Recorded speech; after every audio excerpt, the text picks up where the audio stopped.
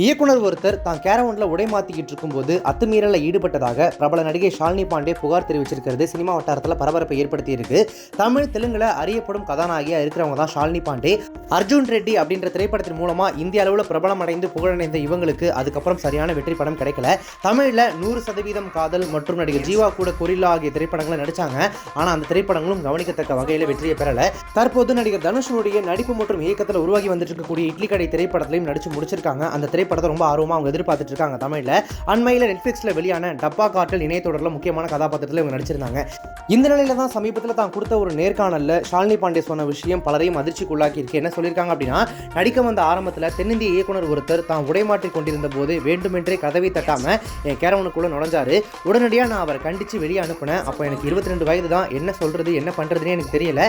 இந்த சம்பவத்தை பத்தி நான் சொன்னப்போ அங்க இருந்த படக்குழுவினர் யாருமே எனக்கு ஆதரவா இல்ல. நீ இப்போதான் நடிக்க வந்திருக்க, இதெல்லாம் பெருசுப்படுத்தினா உனக்கு பட வாய்ப்புகள் வராது அப்படின்னு சொன்னாங்க. நல்ல வாய்ப்பாக எனக்கு அப்படி எதுவும் நடக்கல.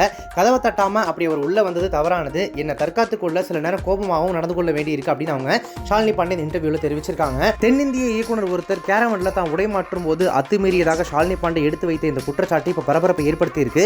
யார் அந்த தென்னிந்திய இயக்குனர் அப்படின்றத தெரிஞ்சுக்கிறதா இப்ப எல்லாரும் ஆர்வமும் இருக்கு.